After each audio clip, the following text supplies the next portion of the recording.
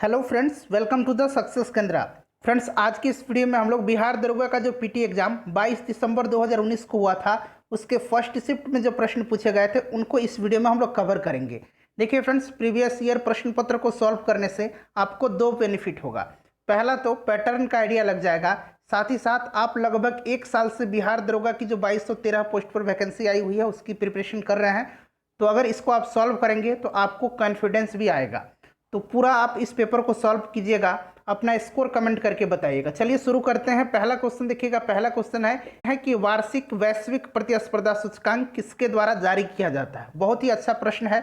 अगर आपको आंसर पता है तो आप आंसर कमेंट बॉक्स में भी दे करके बता सकते हैं। उसके बाद जो है पूरी डिटेल में मैं आपको आंसर बता दूंगा। देखिए फ्रेंड्स, राइट आंसर क्या होगा, इसका ऑप्शन नंबर सी हो जाएगा। ये जो वैश्विक प्रतिस्पर्धा सूचकांक है यह वर्ल्ड इकोनॉमिक फोरम यानी कि विश्व आर्थिक मंच के द्वारा जारी किया जाता है। यह रिपोर्ट जो है अक्टूबर 2019 में प्रकाशित की गई थी और इसके अनुसार भारत का स्थान जो है 68 है वैश्विक प्रतिस्पर्धा सूचकांक में। प्रथम स्थान पर कौन सा देश है, तो सिंगापुर है। इसको भी आप ध्यान रखेंगे। इसी से मिलता जुलता एक और नाम है, उसका नाम है विश्व प्रतिस्पर्धात्मकता सूचकांक। देखिए यहाँ प्रतिस्पर्धा लिखा हुआ है और वो वहाँ लिखा रहेगा विश्व प्रतिस्पर्धात्मकता सूचकांक। यह है वैश्विक प्रतिस्पर्धा सूचकांक और वो क्या है, विश्व प्रतिस्पर्धात्मकता सूचकांक यानी कि वर्ल्ड कॉम्पिटिटिवनेस इंडेक्स। और ये क्या है, केवल कॉम्पिटिटिव है, प्रतिस्पर्धा है। तो उसमें जो है भारत का स्थान 43 रहा है 2021 में। और उसको कौन जारी करता है, तो उसको जारी करता है इंस्टीट्यूट फॉर मैनेजमेंट डेवलपमेंट यानी कि IMD। ठीक है, इसको भी आप ध्यान रखेंगे। इंस्टीट्यूट फॉर मैनेजमेंट डेवलपमेंट के द्वारा विश्व प्रतिस्पर्धात्मकता सूचकांक जारी किया जाता है। तो इतने सारे पॉइंट्स आपको ध्यान रखने हैं। चलिए उसके बाद देख लीजिएगा कि चक्रवृद्धि ब्याज पर यदि 5,000 रुपये 4 वर्ष में 20,000 रुपये हो जाते हैं तो वार्षिक चक्रवृद्धि ब्याज की दर के प्रतिशत की गणना कीजिए। तो मैथ का प्रश्न आप लोग स्वयं ही हल करेंगे। मैं आपको यहाँ पर जो है आंसर बता दूंगा। राइट आंसर इसका जो है ऑप्शन नंबर सी हो जाएगा। ठीक है, आसान क्वेश्चन बिल्कुल मैथ का पूछा जाता है, आप सभी को पता भी है। उसके बाद देखिएगा कि इसरो द्वारा 2 अगस्त 2019 को space situational awareness control centre का शिलान्यास कहाँ पर किया गया। या हो सकता है आगामी एग्जाम में भी पूछ लिया जाए कि space situational awareness control centre कहाँ है। ऑप्शन दे दिया जाए जहाँ पर ये जो है इसका शिलान्यास किया गया, तो ये बेंगलुरु हो जाएगा। Right answer option number D हो जाएगा। अच्छा, इसरो के बारे में जितना कुछ भी आपको पता है आप इसरो के बारे में कमेंट करके बताएंगे। ठीक है, जैसे इसरो की स्थापना कब हुई थी, इसरो के पहले चेयरमैन कौन थे, अभी वर्तमान में चेयरमैन इसके कौन है। ठीक है, चलिए नेक्स्ट क्वेश्चन देखेंगे। अगला क्वेश्चन है हमारा कि निम्नलिखित में से कौन सा कथन अर्थशास्त्र के नोबेल पुरस्कार के संदर्भ में सत्य नहीं है। सत्य नहीं है। देखिए फ्रेंड्स, इससे पहले हम लोगों ने अभी फिलहाल हम लोगों ने 15 फुल लेंथ प्रैक्टिस सेट को कवर किया हुआ है। साथ ही साथ हमने एडुटेरिया का वॉल्यूम 2 में टोटल 15 प्रैक्टिस सेट है उनको कवर किया हुआ है। हम लोगों ने अपना खुद का प्रैक्टिस सेट 40 कवर किया हुआ है और भी हमने बहुत सारे प्रैक्टिस सेट कवर किया हुआ है। करीब करीब अगर बात करें तो बिहार दरोगा के लिए हम लोगों ने 100 से अधिक वीडियो को कवर किया हुआ है। इन सभी वीडियोज का लिंक डिस्क्रिप्शन में आपको मिल जाएगा, आप एक बार जरूर देख लीजिएगा। ठीक है, चलिए देखिएगा। पूछा जा रहा है कि अर्थशास्त्र के नोबेल पुरस्कार के संदर्भ में सत्य नहीं है। तो 1958 में स्वीडन के केंद्रीय बैंक ने अर्थशास्त्र में अल्फ्रेड नोबेल की याद में पुरस्कार स्थापित किया था। ये गलत दिया है। देखिए फ्रेंड्स, स्वीडिश बैंक जो है उसके द्वारा अपनी 300वीं वर्षगांठ पर अपनी 300वीं वर्षगांठ के उपलक्ष्य में 1967 में, कब, 1967 में जो है यह पुरस्कार आरंभ किया गया और इसे पहली बार 1969 में दिया गया था। ठीक है, इसको भी आप ध्यान रखेंगे। तो ये जो दिया गया है गलत दिया गया है। उसके बाद देखिए 2019 में अर्थशास्त्र का नोबेल पुरस्कार 3 लोगों को मिला है। दरअसल ये उस समय का करंट अफेयर्स है। अभी आप मुझे कमेंट करके बताएंगे कि 2019 में अर्थशास्त्र का नोबेल पुरस्कार 2020 में अर्थशास्त्र का नोबेल पुरस्कार किनको दिया गया है। ठीक है, 2 व्यक्तियों को दिया गया है। इतना तो चलिए मैं आपको बता देता हूँ। अब फटाफट उनका नाम आप कमेंट करके बताइएगा। ठीक है, चलिए उसके बाद देखिएगा बिल्कुल ये सही दिया गया है दूसरा कि 3 व्यक्तियों को दिया गया था। भारत के जो है भारतीय मूल के अभिजीत बनर्जी को दिया गया था, उनकी धर्मपत्नी एस्तर डुफ्लो को दिया गया था और माइकल क्रेमर को दिया गया था। ठीक है, 3 लोगों को दिया गया। तो दूसरा और तीसरा जो है ये सही दिया गया है। तो राइट आंसर इसका क्या हो जाएगा, गलत पूछा गया है तो गलत जो है केवल पहला हो जाएगा, ऑप्शन नंबर ए। अगला क्वेश्चन देखिएगा कि 1816 में सुगौली की संधि अंग्रेज और किसके बीच में हस्ताक्षराक्षित हुई थी। यानी कि साइन किया गया था। तो ये हस्ताक्षरित किसके बीच में हुआ था? तो सबसे पहले तो ध्यान रखेंगे कि 1816 में सुगौली की संधि हुई थी। अच्छा, उस समय अगर पूछा जाए आपसे कि 1816 में गवर्नर जनरल कौन था, बताइए। उस समय तो वो था लॉर्ड हेस्टिंग्स। कौन था? लॉर्ड हेस्टिंग्स था। और लॉर्ड हेस्टिंग के समय में ही टेनेंसी एक्ट यानी कि काश्तकारी अधिनियम भी लागू हुआ था। इसको भी आप ध्यान रखेंगे। क्लियर है? ये हुआ था अंग्रेज और गोरखा के बीच में।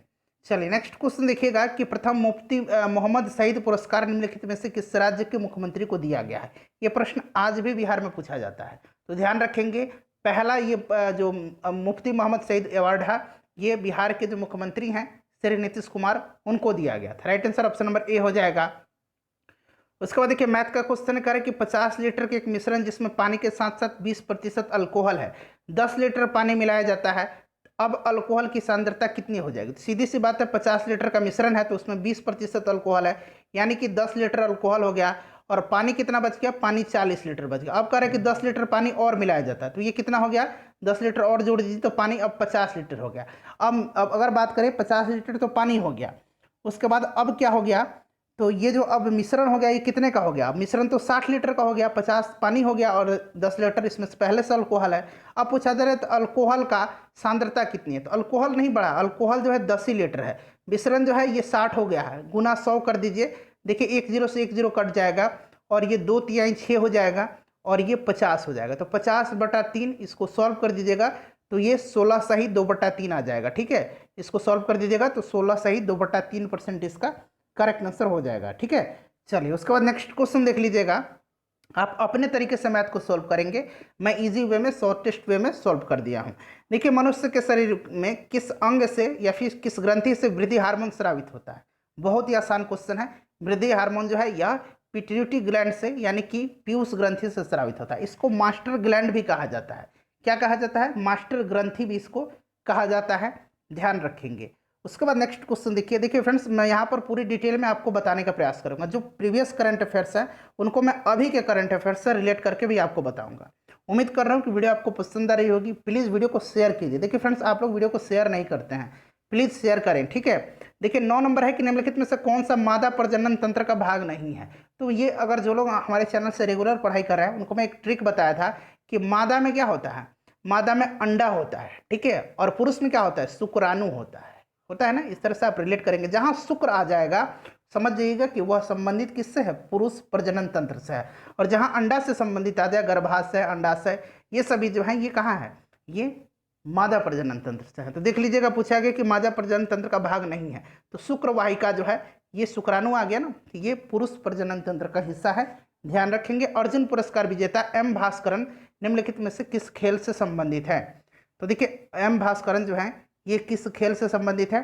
तो ये बॉडी बिल्डिंग से है। Right answer option number A हो जाएगा। अगला क्वेश्चन देखिएगा कि इब्ने बतूता के बारे में निम्नलिखित में से कौन सा कथन सत्य दिया गया?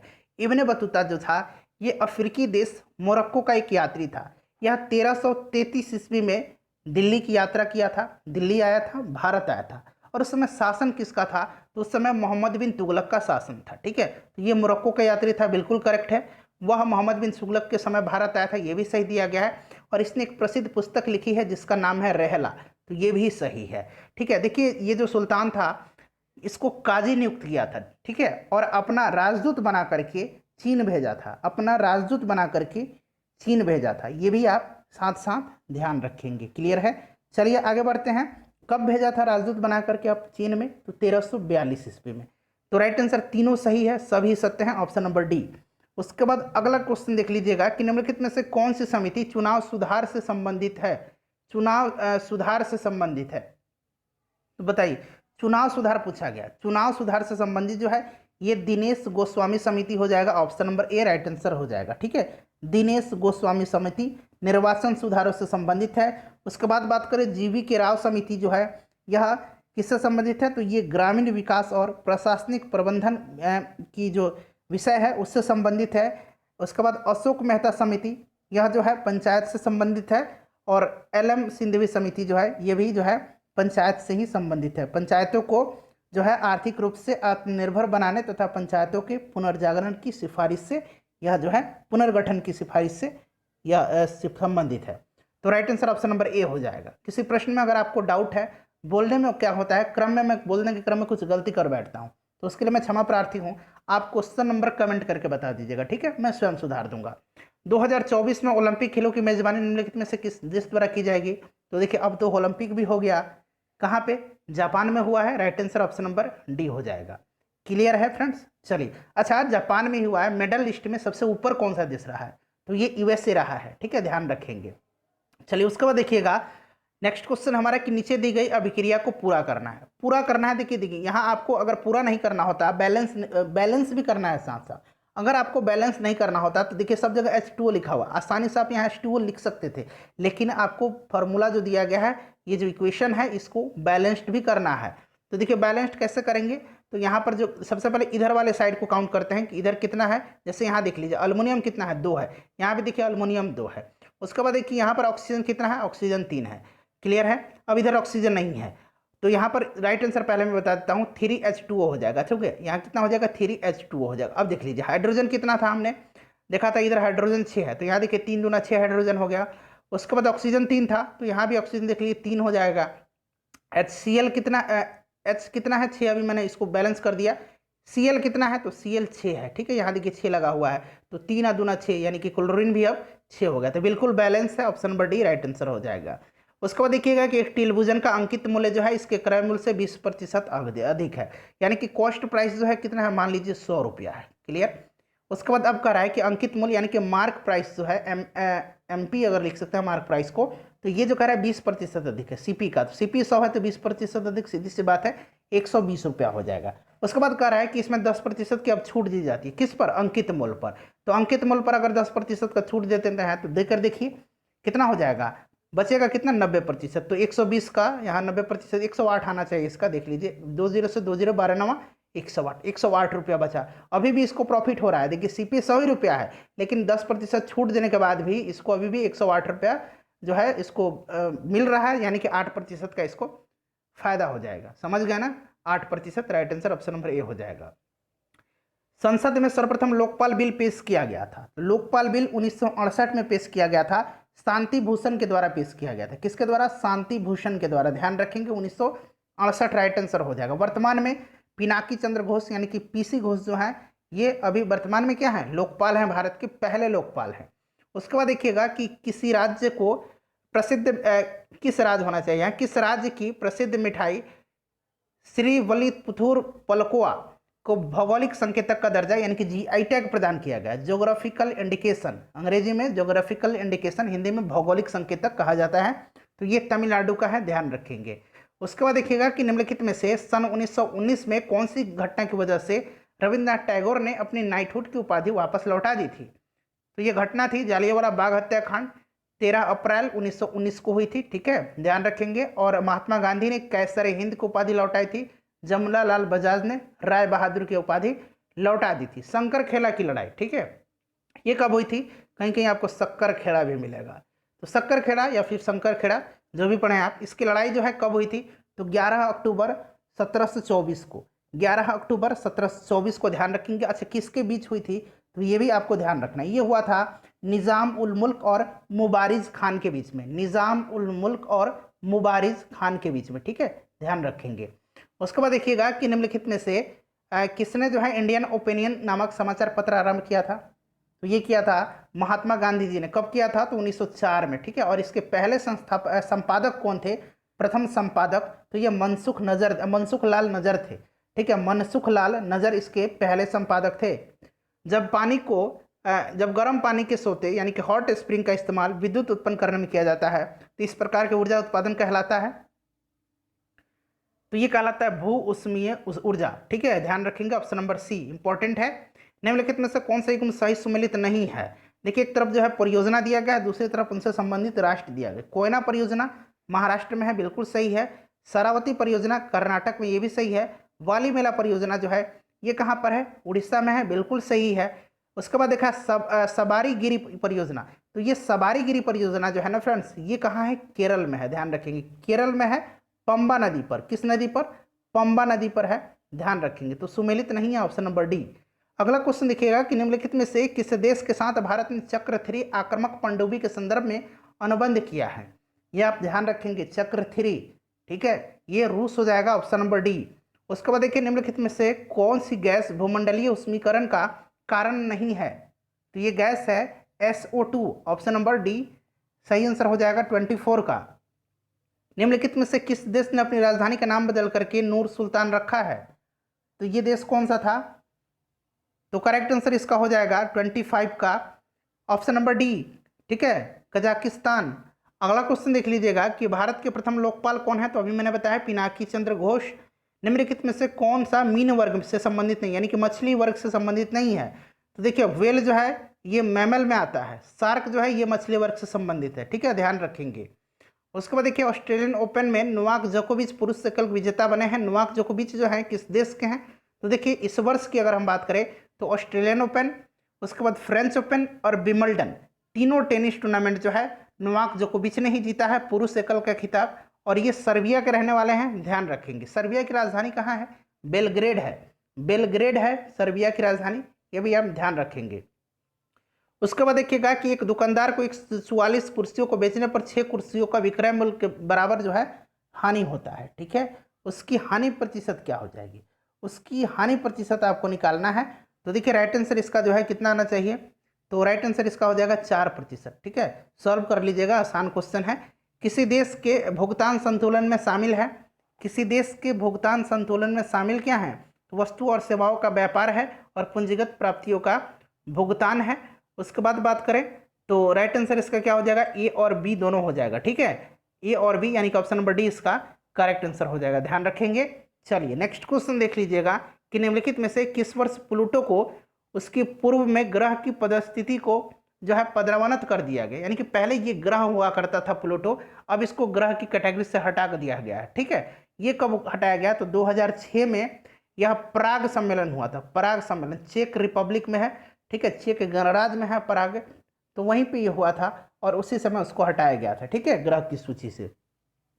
कनिष्क के शासनकाल में बौद्ध संगीति का आयोजन कहाँ पे हुआ था? तो कनिष्क के समय में चौथे बौद्ध संगीति का आयोजन हुआ था कुंडलवन कश्मीर में, तो कश्मीर इसका राइट आंसर हो जाएगा। निम्नलिखित पुस्तकों और उनके लेखकों के युग्म में से कौन सा सुमेलित है? देखिए इसमें सुमेलित पूछा गया, तो हिमालयन ओडिसी जो है यह MP वीरेंद्र कुमार की लिखी गई है, बिल्कुल जो है ये सही लिखा हुआ, ठीक है। उसके बाद द कारगिल विक्ट्री बैटल्स, ये कर्नल किनके द्वारा लिखा गया? कर्नल सतीश चंद्र त्यागी के द्वारा लिखा गया, बिल्कुल सही है, कर्नल SC त्यागी के द्वारा, ठीक है। उसके बाद battles from the peak to peak, पूरा नाम है द कारगिल विक्ट्री, आप इतना ही याद रखेंगे, battles from peak to peak, इसके लेखक कर्नल SC त्यागी, यानी कि कर्नल, बताइए कर्नल क्या पूरा? सतीश चंद्र त्यागी, ठीक है, नाम ध्यान रखेंगे। उसके बाद देखिए one life is not enough, Natwar Singh की है, बिल्कुल सही है। उसके बाद ग्लोरियस डैशफेरा, प्राइड ऑफ इंडिया, ये रजत कपूर की है। तो सभी के सभी जो हैं इसके सही दिए गए हैं, ठीक है। तो राइट आंसर इसका क्या हो जाएगा? ऑप्शन नंबर डी हो जाएगा 33 का, ठीक है, और 1 2 3 4 सभी जो हैं ये सही हैं। उसके बाद अगला क्वेश्चन देखिए कि निम्नलिखित में से कौन सा थर्मल पावर प्लांट बिहार में स्थित नहीं है? तो बिहार में औरैया नहीं, औरैया कहाँ पे है? उत्तर प्रदेश में है। उसके बाद देखिए गांधी सोलर पार्क 50 किलोवाट क्षमता का उद्घाटन कहाँ पर किया गया? तो राइट आंसर ये करंट अफेयर से संबंधित है, तो ये न्यूयॉर्क सिटी में, ठीक है। उसके बाद नेक्स्ट क्वेश्चन देखिए निम्नलिखित में से किसे 2018-19 के लिए फिक्की का अध्यक्ष नियुक्त किया गया है? 2018-19 के लिए पूछा गया था, तो अभी मैं आपको बता देता हूँ 2020-21 के लिए, 2020-21 के लिए किसे नियुक्त किया गया है? तो याद रखेंगे उदय शंकर को, ठीक है, याद रखेंगे, ठीक है फ्रेंड्स। चलिए तो उदय शंकर हो जाएगा 2020-21 के लिए। 2018-19 के लिए किसको चुना गया था? तो इसका आंसर अगर मैं हम बात करें तो ये संदीप सोमानी हो जाएगा, ठीक है, 2018-19 के लिए संदीप सोमानी और 2020-21 के लिए उदय शंकर को। चलिए अगला क्वेश्चन देख लीजिएगा कि निम्नलिखित में से कौन जो है पृथ्वी की लगभग आयु को दर्शाता है? कौन सा इसमें से दर्शाता है बताइए? तो सही आंसर इसका क्या हो जाएगा? 4 से 5 बिलियन वर्ष। हीरे के निरपेक्ष अपवर्तनांक सूचकांक, यानी कि अपवर्तनांक जो है अपवर्तक सूचकांक ये है, तो हीरा का कितना होता है? हीरा का होता है 2.42। नेक्स्ट क्वेश्चन देख लीजिए निम्नलिखित में से कौन 2019 की यूनेस्को एशिया प्रशांत पुरस्कार 2019 की यूनेस्को एशिया प्रशांत पुरस्कार के विजेता हैं? तो राइट आंसर इसमें से आपको चुन करके बताना है। तो 39 का जो है करेक्ट आंसर हो जाएगा ऑप्शन नंबर बी, 1 2 और 3, ठीक है, इनको 2019 में दिया गया था। अगर हम बात करें 2020 वाला, तो 2020 में याद रखेंगे दिल्ली का सुंदर नर्सरी, तो इस नर्सरी का नाम है सुंदर। तो दिल्ली का सुंदर नर्सरी जो है इसको सांस्कृतिक विरासत संरक्षण के लिए 2020 के यूनेस्को एशिया प्रशांत पुरस्कार से सम्मानित किया गया सुंदर नर्सरी को, ठीक है, 2020 के लिए। उसके बाद देखिएगा कि लघु परिपथन के समय परिपथ में विद्युत धारा का मान क्या होता है, बहुत ज़्यादा बढ़ जाती है। Option number A right answer हो जाएगा, ठीक है फ्रेंड्स। चलिए उसके बाद अगला क्वेश्चन देख लीजिएगा कि ग्लोबल एनर्जी ट्रांजिशन इंडेक्स, यहाँ ट्रांजिशन बना लीजिए, अंग्रेजी में इसको ट्रांजिशन लिखा जाता है। ग्लोबल एनर्जी ट्रांजिशन इंडेक्स में जो है भारत का स्थान कौन सा है, तो 2019 में पूछा गया है। तो 2019 में जो भारत का स्थान था वो 76वां था, ठीक है। चलिए अगला क्वेश्चन देख लीजिएगा। अच्छा, ये इंडेक्स जारी कौन करता है, इसको जारी करता है वर्ल्ड इकोनॉमिक फोरम। वर्तमान में बात करें तो भारत का स्थान 87 है और प्रथम स्थान पर, पहले स्थान पर जो है अभी स्वीडन है। क्लियर है। चलिए अगला क्वेश्चन देख लीजिएगा कि निम्नलिखित में से कौन सा तापीय ऊर्जा संयंत्रों के संदर्भ में सुमेलित है। कोरबा उत्तर प्रदेश, रामागुंडम कहाँ पे है, रामाकुंडम जो है, देखिए कोरबा उत्तर प्रदेश, रामागुंडम तमिलनाडु, ये दिया गया है। तो मिलान करते हैं, मिलान सही या गलत है। देखिए कोरबा जो है ये कहाँ पे है, कोरबा जो है उत्तर प्रदेश में नहीं है, कोरबा जो है ये छत्तीसगढ़ में है, ठीक है। रामागुंडम तेलंगाना में है, तालचेर जो है ये तालचेर उड़ीसा में है, कवास जो है गुजरात में है। तो option number D right answer है, कवास गुजरात, बिल्कुल ये सही मिलान दिया गया है। अगला क्वेश्चन देखिएगा कि ऑस्ट्रेलिया की महान प्रवाल भित्ति ग्रेट बैरियर रीफ खाली स्थान के दिया गया है, तट के समानांतर स्थित है, तो ये उत्तर तट के समानांतर स्थित है। उसके बाद देखिएगा कि यदि कोई व्यक्ति अगर राज्य विधायिका का सदस्य नहीं है तो वह, यहाँ समय दिया गया है कि कितने समय के लिए मुख्यमंत्री नियुक्त किया जा सकता है और उक्त निर्धारित समय में उससे राज्य विधायिका हेतु निर्वाचित होना, अन्यथा वह मुख्यमंत्री पद से पत्र दे देगा, ठीक है। मुख्यमंत्री नहीं रह पाएगा तो 6 माह इसका राइट आंसर होता है, ठीक है। ध्यान रखेंगे केवल मुख्यमंत्री के लिए ही नहीं, कोई भी मंत्री अगर बनता है बिना किसी सदन का सदस्य बने हुए तो उसे 6 महीने के अंदर सदस्यता ग्रहण करना है। चलिए उसके बाद अगला क्वेश्चन देख लीजिएगा कि उद्देशिका में समाजवादी धर्मनिरपेक्ष शब्द कब जोड़े गए, तो ये जोड़ा गया उद्देशिका में समाजवादी धर्मनिरपेक्ष एकता और अखंडता शब्द, एकता और अखंडता भी याद रखेंगे, 42वां संविधान संशोधन जो कि 1976 में हुआ था। इसको लघु संविधान भी कहा जाता है, 42वें संविधान संशोधन को। उसके बाद देखिएगा निम्नलिखित में से कौन एंटी टैंक गाइडेड मिसाइल नाग का हेलीकॉप्टर से लॉन्च किए जाने वाला संस्करण है, तो ये हेलिना है। क्या है, हेलिना है, ऑप्शन नंबर डी सही आंसर हो जाएगा, ध्यान रखेंगे। उसके बाद देखिएगा निम्नलिखित में से ब्रिटिश सरकार के कौन से चार्टर एक्ट से बंगाल के गवर्नर को भारत का गवर्नर जनरल बना दिया गया, तो ये था 1833 का चार्टर एक्ट और इसके तहत जो है भारत का पहला गवर्नर जनरल वाला था लॉर्ड विलियम बेंटिंग, ठीक है। चलिए लॉर्ड विलियम बेंटिंग, जब प्रकाश एक माध्यम से दूसरे माध्यम में तिरछा प्रवेश करता है तो प्रकाश के संचरण की दिशा दूसरे माध्यम में बदल जाती है, इस प्रभाव को जाना जाता है, इसको जाना जाता है अपवर्तन के नाम से। Option number A right answer हो जाएगा, अपवर्तन। उसके बाद अगला क्वेश्चन देख लीजिए कि जेलेस्पा द्वारा कहाँ है, नाथुला जेलेस्पा, ये सिक्किम में है, ठीक है। Option number A right answer इसका हो जाएगा।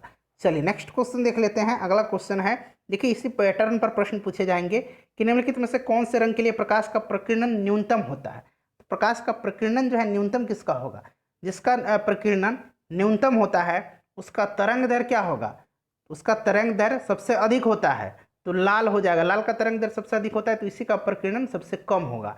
सबसे ज़्यादा प्रकीर्णन बैगनी का होता है, बैगनी का तरंग दर सबसे कम होता है, ध्यान रखेंगे। राष्ट्रीय खेल दिवस के मौके पर खिलाड़ियों को पुरस्कृत किया गया, ठीक है फ्रेंड्स। निम्नलिखित में से किनको अर्जुन पुरस्कार से नवाजा गया, ये उस समय पूछा गया है। अब अभी क्या होगा, इस समय एक्चुअली ये पैरा ओलंपिक्स जो चल रहा है उसके चलते अभी डिले हो गया, अन्यथा खेल दिवस के अवसर पर, खेल दिवस जो 29 अगस्त के दिन मनाया जाता है मेजर ध्यानचंद जी के जन्म दिवस के अवसर पर, अभी दे दिया गया होता। तो अभी हमारी जो ये खेल मंत्रालय है इंतजार कर रही है कि ये पैरा ओलंपिक्स समाप्त हो जाए तो पैरा ओलंपिक्स में भाग लेने वाले जो खिलाड़ी हैं उनको भी इसमें सम्मिलित कर लिया जाएगा। तो इसको स्किप करते हैं हम लोग, ठीक है। चलिए उसके बाद देखिएगा कि प्रायद्वीपीय भारत की सबसे लंबी नदी कौन सी है, तो ये सबसे लंबी नदी जो है कौन सी हो जाएगी फ्रेंड्स, राइट आंसर हो जाएगा गोदावरी। मुरलेन राष्ट्रीय पार्क जो है, यहाँ बाघ लिखा हुआ कोई फर्क नहीं पड़ता है। मुरलेन राष्ट्रीय पार्क जो है ये भारत के किस राज्य में स्थित है, तो ये मिजोरम में है, ठीक है। दम्फा भी मिजोरम में ही है, ध्यान रखेंगे, दम्फा भी कहाँ पे है, मिजोरम में ही है। उसके बाद देखिएगा कि निम्नलिखित में से किसे मुगल बादशाह द्वारा जो है बुरहान उल मुल्क की उपाधि दी गई थी, तो ये दिया गया था सादत खां को, option number A right answer हो जाएगा। उसके बाद देखिएगा कि GDKP यानी कि सकल घरेलू ज्ञान उत्पाद शब्द के खोजकर्ता कौन है? GDP KP, यहाँ GDKP, ठीक है। तो ये हो जाएगा उम्बर्टो सुल्पिसा, ठीक है, सुल्पासो, उम्बर्टो सुल्पासो, ध्यान रखेंगे। पानीपत का तृतीय युद्ध किसके बीच लड़ा गया था? तो ये अफगान और मराठों के बीच लड़ा गया था, ऑप्शन नंबर डी सही आंसर हो जाएगा। कब लड़ा गया था? तो 1761 में, ठीक है। अहमद शाह अब्दाली था और मराठे में उस समय पेशवा कौन थे? तो पेशवा का नाम याद रखना है, उस समय पेशवा थे बालाजी बाजीराव। बालाजी बाजीराव को नाना साहब के नाम से भी जाना जाता है। और एक्चुअली इस जो युद्ध में जो मराठा सेना का नेतृत्व है वो किसने किया था? तो सदाशिव भाऊ ने किया था। क्लियर है? चलिए उसके बाद नेक्स्ट क्वेश्चन देखिएगा कि नमस्ते सालेम पत्रिका, नमस्ते शालोम पत्रिका, ठीक है, ये भारत इजराइल के बीच, आपको पहले से भी पता होगा, अब ये पुराना हो चुका है, करंट अफेयर्स का प्रश्न है। चलिए आगे बढ़ते हैं। भारत में विधि निर्माणी सर्वोच्च निकाय कौन सी है? तो ये हमारी निकाय है, हमारी संसद, भारत की संसद। भारत में राष्ट्रीय मतदाता दिवस निम्नलिखित में से किस दिन मनाया जाता है? 25 जनवरी 1950 को जो है निर्वाचन आयोग की स्थापना हुई थी। क्लियर है? तो 25 जनवरी के दिन जो है राष्ट्रीय मतदाता दिवस मनाया जाता है, ध्यान रखेंगे आप। उसके बाद नेक्स्ट क्वेश्चन देखिएगा कि निमारी एक नस्ल है। तो निमारी जो है यह किसकी नस्ल है? तो यह एक गाय की नस्ल है, ध्यान रखेंगे। उसके बाद देखिएगा कि पाकिस्तान के प्रथम हिंदू महिला न्यायाधीश कौन है?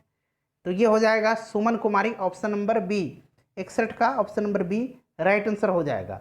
राज्य विधायिका में धन विधेयक को केवल किसकी पूर्व सिफारिश से प्रस्तुत किया जाता है? तो ये किसकी सिफारिश पर किया जाता है? ध्यान देंगे, यहाँ राज्य विधायिका पूछा गया है, तो सही आंसर राज्यपाल हो जाएगा। उसके बाद देखिएगा कि CBSE द्वारा विद्यार्थियों और अभिभावकों को सभी जानकारियों से अवगत कराने हेतु किस ऐप की शुरुआत की गई? तो ऐप है ये शिक्षा वाणी, ऑप्शन नंबर ए सही आंसर हो जाएगा, शिक्षा वाणी। निम्नलिखित में से कौन इसरो के अध्यक्ष थे जब चंद्रयान 2 लॉन्च किया गया था? दोनों मैं आपको बता दूंगा। चंद्रयान 2 को कब लॉन्च किया गया था? चंद्रयान 2 को 22 जुलाई 2019 को लॉन्च किया गया था, 22 जुलाई 2019 को, ठीक है, याद रखेंगे।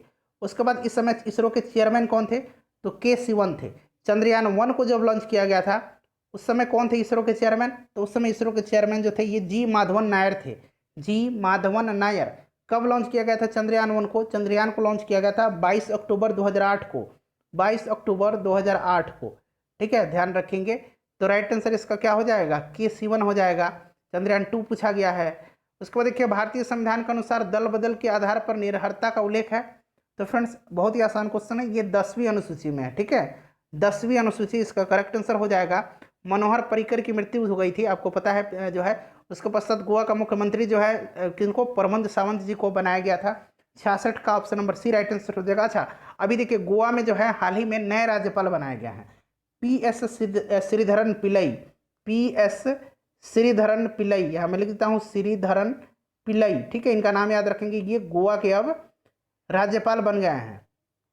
उसके बाद देखिएगा कि मानव शरीर की कौन सी धमनी ऑक्सीजन रहित रक्त को ले जाता है? ऑक्सीजन रहित यानी कि अशुद्ध रक्त को ले जाता है। जेन्युइनली क्या होता है, धमनी जो है यह शुद्ध रक्त को ले जाता है, ठीक है, यहाँ लेकिन अशुद्ध रक्त है, तो ये एक एक्सेप्शन है, फुफ्फुस धमनी, option number C right answer इसका हो जाएगा, ठीक है। चलिए उसके बाद देखिएगा कि ग्रेफाइट में कार्बन के परमाणु एक दूसरे से निम्नलिखित बंधों में से किसके द्वारा जुड़े होते हैं? ग्रेफाइट कार्बन का अपरूप है, तो राइट आंसर इसका बता दीजिए क्या हो जाएगा? राइट आंसर हो जाएगा ऑप्शन नंबर सी सहसंयोजी बंध, यानी कि कोवैलेंट बॉन्ड के द्वारा। चलिए आगे बढ़ते हैं कि के वेणुगोपाल जो है निम्नलिखित में से किस महत्वपूर्ण पद पर आसीन है? तो के वेणुगोपाल जो है ये अटॉर्नी जनरल हैं, option number A right answer हो जाएगा। क्लियर? चलिए उसके बाद देखिए गांधी इरविन समझौता कब हुआ था, किस वर्ष हुआ था? तो ये 1931 में हुआ था। दरअसल इस समझौते के बाद मैं बताया हूँ प्रैक्टिस सेट में काफ़ी अच्छे से, ठीक है, तो प्रैक्टिस सेट का लिंक मिल जाएगा डिस्क्रिप्शन में, आप देख लीजिएंगे। 30 सेट आपको अभी रिसेंट में हम लोगों ने कवर किया हुआ है, ठीक है, और बाकी पहले तो हम लोगों ने बहुत ही किया हुआ है। देखिए निम्नलिखित में से कौन सी प्रक्रिया वाष्प को सीधे ठोस में बदल देती है? तो यह जो प्रक्रिया है इस प्रक्रिया का नाम है ऊर्ध्वपातन। आहार नली की सबसे बाहरी परत क्या कहलाती है? तो ये सिरोसा कहलाती है, सिरोसा कहलाती है, ध्यान रखेंगे। उसके बाद देखिए विद्युत मोटर एक युक्ति है जो कि विद्युत ऊर्जा को मुख्यतः, तो मोटर जो है ये विद्युत ऊर्जा को किस में बदलता है? मोटर जो है विद्युत ऊर्जा को बदल देता है यांत्रिक ऊर्जा में। अगला क्वेश्चन है जैग्रोस पर्वत स्थित है, जैग्रोस पर्वत और दस्ते लूट मरुस्थल, ठीक है, दस्ते लूट मरुस्थल ये दोनों कहाँ है? दस्ते लूट मरुस्थल और जैग्रोस पर्वत ये ईरान में है, option number A right answer इसका हो जाएगा। फ्रेंड्स ध्यान रखेंगे। हैशटैग पावर ऑफ 18 को लॉन्च निम्न में किस सोशल मीडिया साइट द्वारा किया गया है?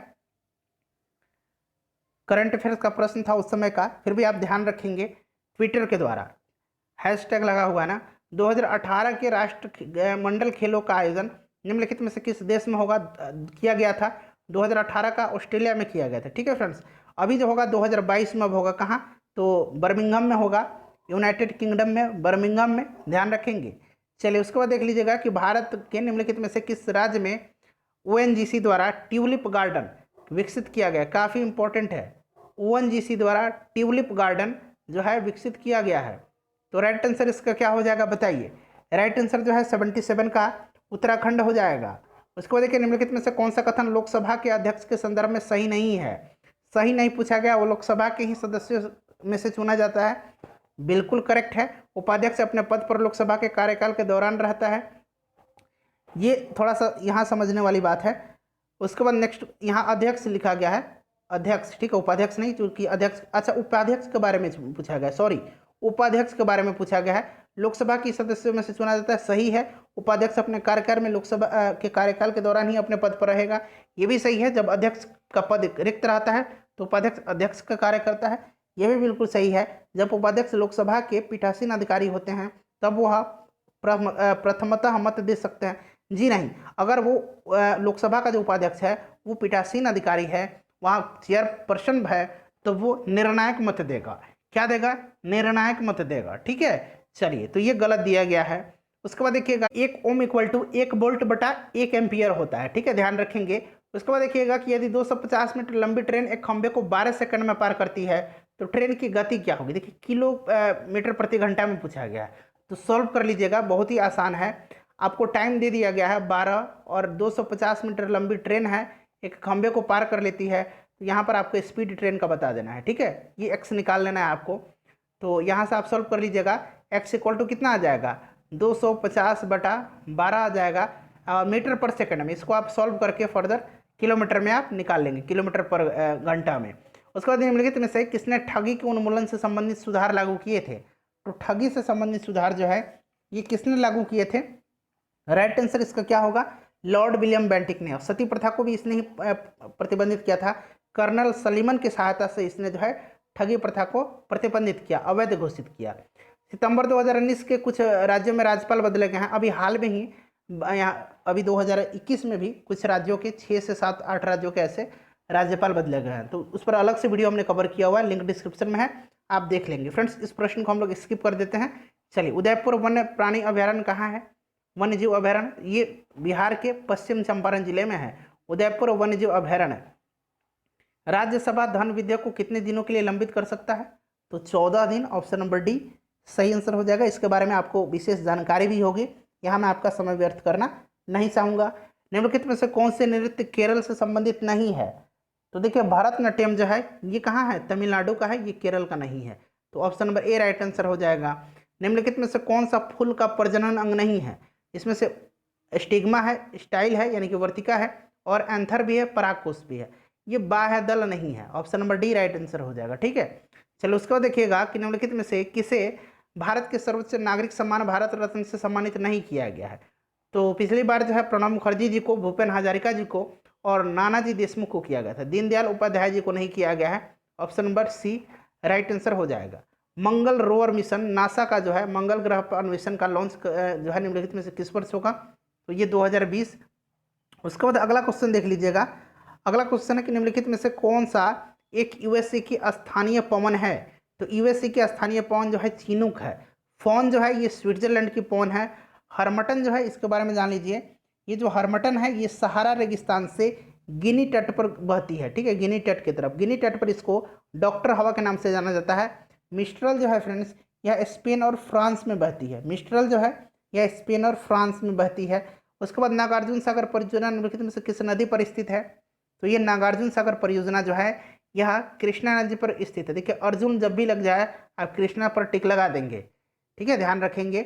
उसके बाद देखिएगा कि निम्नलिखित खिलाड़ियों में से खिलाड़ियों और संबंधित खेलों में से युग्म में से कौन सा सुमेलित नहीं है? तो देखिए दिविज शरण जो है ये पोलो नहीं खेलते हैं, दिविज शरण टेनिस से संबंधित हैं, और सिमोना हालेप जो है ये भी हॉकी नहीं खेलती हैं, ये भी टेनिस के ही खिलाड़ी हैं। तो राइट आंसर जो है इसका क्या हो जाएगा, राइट आंसर 2 और 4 हो जाएगा, यानी कि ऑप्शन नंबर बी 91 का करेक्ट आंसर हो जाएगा। हिट रिफ्रेश ये सत्य नडेला की पुस्तक है, option number B right answer हो जाएगा। भारतीय संविधान के अनुसार मानव का दुर्व्यापार और बाल श्रम निषेध है, तो मानव दुर्व्यापार और बाल श्रम जो है यह किसमें है, तो देखिए फ्रेंड्स मानव दुर्व्यापार जो है यह संबंधित है आर्टिकल 23 में, ठीक है। और बाल श्रम जो है यानी कि 14 वर्ष से कम के उम्र के बच्चों को कारखानों खानों इस सब पर नहीं लगाया जा सकता है।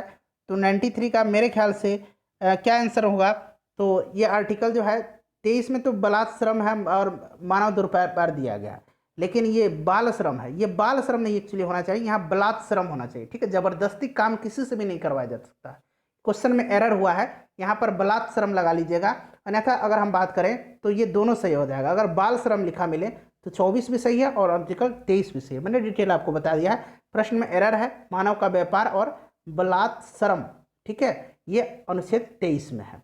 आपको पता है कि आर्टिकल 23 और 24 जो है यह शोषण के विरुद्ध अधिकार से संबंधित है। धार्मिक स्वतंत्रता का अधिकार जो है आर्टिकल 25 से 28 तक में है, तो ये दोनों धार्मिक स्वतंत्रता का अधिकार में आ जाएंगे। निम्नलिखित में से कौन सी मत्स्य महाजनपद की राजधानी थी, तो मत्स्य महाजनपद की राजधानी जो थी यह थी कहाँ पे, विराटनगर। 95 नंबर देखिएगा कि बिहार के पर्यटन स्थलों के संदर्भ में निम्नलिखित कथनों में से कौन सा सही है। ककोलत झील बिहार की एक प्रसिद्ध झरना है, बिल्कुल सही है। ककोलत कहाँ पर है, नवादा में है। भीम बांध बिहार के मुंगेर जिले में, ये भी सही दिया गया है। बिहार का करंडा कुंड भगवान बुद्ध के जीवन से संबंधित है, ये भी सही है। उसके बाद फ्रेंड्स ये भी जो है सही दिया गया, तो सभी जो है सभी के सभी सही हैं। उसका निम्नलिखित में से मैनग्रोव स्थलों पर गौर करें, और आपको बताना है इसमें से, यहाँ पर देख लीजिए, और यहाँ से आपको बताना है कि फ्रेंड्स ये पूर्वी तट पर जो है कौन कौन से मैनग्रोव हैं, पूर्वी तट पर आपसे पूछा जा रहा है, ठीक है। तो 96 का करेक्ट आंसर जो है वो क्या होना चाहिए, ये होना चाहिए भितरकनिका और Pichavaram, option number B right answer हो जाएगा, 1 और 2। उसके बाद देखिए प्रथम लौसिया मानवाधिकार सम्मेलन का आयोजन कहाँ किया गया, तो ये कहाँ किया गया, इसका जो है नई दिल्ली में किया गया। जैन धर्म के 23वें तीर्थंकर कौन हैं, तो जैन धर्म के 23वें तीर्थंकर जो हैं ये हो जाएंगे आपके पार्श्वनाथ। ऋषभदेव पहले और वर्धमान महावीर 24वें तीर्थंकर। गौतम बुद्ध बौद्ध धर्म के संस्थापक हैं। ओलंपिक शीतकालीन गेम्स 2022 का शुभंकर क्या है, शीतकालीन गेम्स पूछा गया है, ओलंपिक शीतकालीन गेम्स 2022 का, इसका आंसर आप कमेंट करके बताएंगे। साथ ही साथ इस प्रश्न का 100 का भी आंसर आप कमेंट करके बताएंगे कि कौन से तीसरे जैन तीर्थंकर हैं। फ्रेंड्स वीडियो को शेयर कीजिएगा, ज़्यादा से ज़्यादा इसको शेयर कीजिए और अपना स्कोर कमेंट करके बता दीजिए।